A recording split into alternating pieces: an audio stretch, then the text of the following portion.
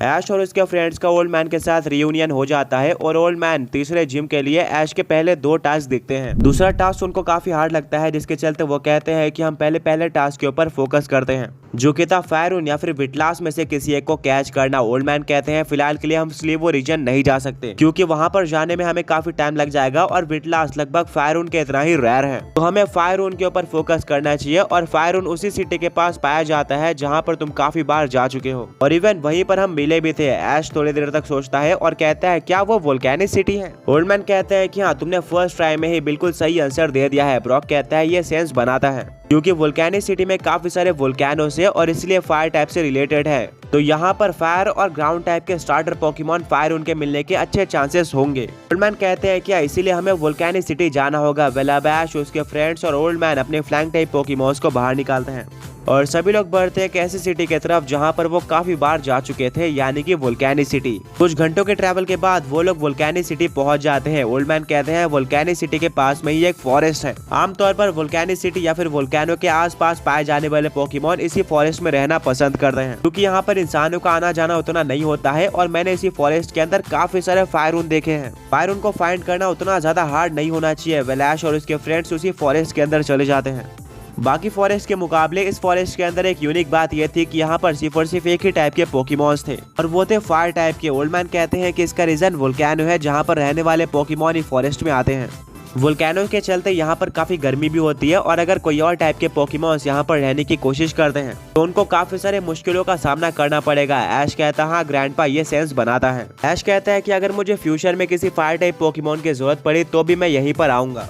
ऐश और उसके friends forest में आगे बढ़ते हैं और लकीली उनको फायरून दिखने में ज्यादा टाइम नहीं लगता है। एक फायरून उनके पास से ही आराम से गुजर रहा होता है। ब्रॉक कहता है सभी लोग शांत रहो। ऐश के लिए ये बिल्कुल परफेक्ट चांस था। वो जल्दी से अपने गेंजा को पोकेबॉल से बाहर निकाल देता है और कहता है ग्रेंजा अभी वाटर शुरिकेन का इस्तेमाल करो। गेंजा बिल्कुल ऐसे करता है जो कि फायरून के ऊपर लग जाता है। अब फायरून का ध्यान गेंजा के ऊपर जाता है और वो यूज करता है स्लैश अटैक का, जिससे गेंजा को डैमेज पड़ता है, पर गेंजा भी काउंटर करता है कट और एरियल एस अटैक के साथ। इसके बाद फायरून फ्लेम थ्रोर का इस्तेमाल करता है जिसको गेंजा काउंटर करता है हाइड्रो पंप के साथ। हाइड्रो पंप ज्यादा पावरफुल होता है जो कि फ्लेम थ्रोर को डिस्ट्रॉय करते हुए फायरून के ऊपर लग जाता है और फायरून उड़ते हुए पीछे एक पेड़ पर टकरा जाता है और बहुत ज्यादा वीक हो जाता है। ये परफेक्ट चांस था ऐश के लिए। वो जल्दी से अपना एट्रो पोकेबॉल बाहर निकालता है और फायर उनके ऊपर फेंक देता है। पोकेबॉल 3 बार शेक होता है और फाइनली उसकी लाइट बंद हो जाती है, यानी कि ऐश ने कैच कर लिया था एट्रो रीजन के फायर और ग्राउंड टाइप स्टार्टर पोकेमॉन फायरून को। ऐश खुश हो जाता है और फायरून का पोकेबॉल उठाकर कहता है फाइनली मैंने एक और स्टार्टर पोकेमॉन कैच कर लिया है एट्रो का।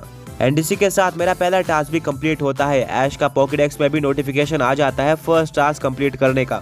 मिस्टी कहती है वाह ये तो काफी क्विक था, हम कुछ ही टाइम के अंदर वोल्केनिक सिटी में आए और यहाँ पर फॉरेस्ट में एंटर करके ही हमें फायरून दिख गया। ओल्ड मैन कहते हैं एक्चुअली में यहाँ पर फायरून की पॉपुलेशन अच्छी खासी है। मैंने फायरून पोकेमॉन को यहाँ पर काफी बार देखा है और यहाँ पर ऐश लकी नहीं था। अगर तुम कभी और भी आते हो तो तुम्हें डेफिनेटली फायरून पोकेमॉन देखने को मिलेगा ही मिलेगा।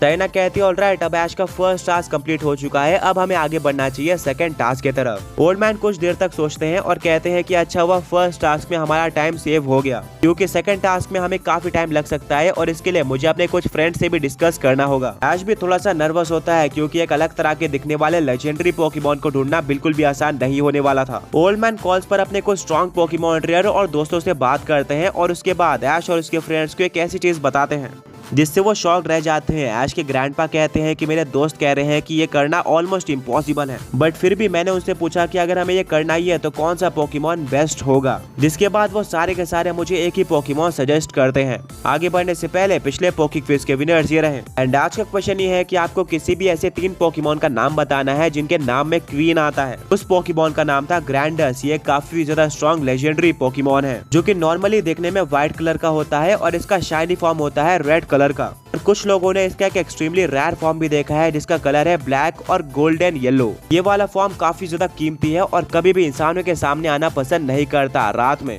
काफी ज्यादा खतरनाक लगता है। मेरे दोस्त जिनको पोकेमॉन ट्रेनिंग का बहुत ज्यादा एक्सपीरियंस है, उन्होंने इस पोकेमॉन को काफी कैच करने की कोशिश करी, पर इसके कुछ झलक के अलावा वो कभी भी कुछ और नहीं देख पाए। ऐश कहता है वाह ग्रैंडस, मैं इसको देखना चाहता हूँ। ऐश के ग्रैंडपा कहते हैं कि हाँ बिल्कुल, तुम अपने पॉकेडेक्स पर चेकआउट कर सकते हो।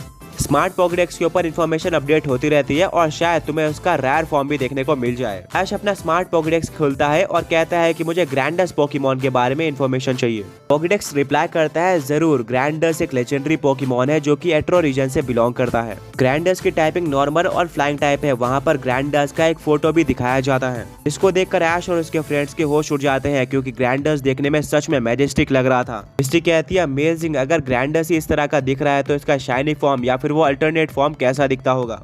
मैं तो इमेजिन भी नहीं कर सकती। ऐश कहता है, पॉकेडेक्स, क्या तुम हमें ग्रैंडस का शाइनी फॉर्म या फिर कोई रेयर फॉर्म दिखा सकते हो जिसको पोकेमॉन ट्रेनर्स ने रिकॉर्ड किया था। पॉकेडेक्स कहता है, हाँ बिल्कुल, ग्रैंडस का शाइनी फॉर्म कुछ इस तरह का होता है। ये रेड था। नॉर्मल ग्रैंडस के मुकाबले ये उतना शानदार तो नहीं दिख रहा था पर डेफिनेटली रेयर था। एंड आखिर में एक शाइनी पोकेमॉन तो शाइनी होता है। पॉकेडेक्स आगे कहता है कि इसका एक और फॉर्म रिकॉर्ड किया गया है, पर उसको दिखाने से पहले मैं क्लियर करना चाहता हूँ कि इसके कोई भी ऑफिशियल इन्फॉर्मेशन नहीं है कि वो फॉर्म एग्जिस्ट भी करता है या फिर नहीं। सिर्फ कुछ स्ट्रॉन्ग पोकेमॉन ट्रेनर्स ने इसको देखे जाने का वादा किया है और एक पोकेमॉन ट्रेनर ने उसकी एक ब्लर्ड इमेज भी क्लिक करी थी और ये इकलौता सबूत है उसके एग्जिस्ट करने का। बट अभी भी साइंटिस्ट या फिर स्ट्रॉन्ग पोकेमॉन ट्रेनर्स को डाउट है ये रियल इमेज है या फिर इसको एडिट किया गया है, और अगर ये रियल इमेज है तो यहाँ पर कोई और ब्लैक कलर का पोकेमॉन हो सकता है। वेल, वो इमेज ये रही। ऐश और उसके फ्रेंड्स इस इमेज को ध्यान से देखते हैं। ये काफी ज्यादा मिस्टीरियस थी। इसमें ग्रैंडस पोकेमॉन पूरी तरह से विजिबल नहीं था, बट हाँ, उसका ब्लैक और गोल्डन येलो कलर अच्छी तरीके से देखा जा सकता था। इसमें ग्रैंडस थोड़ा ब्लर्ड लग रहा था। ब्रॉक कहता, अब मैं समझ सकता हूँ कि क्यों साइंटिस्ट इस पर डाउट करते हैं। इमेज मुझे काफी हद तक फेक लगती है क्योंकि अब काफी सारी टेक्नोलॉजीज आ गई है जिसका यूज करके आप इस तरह की इमेजेस बना सकते हो।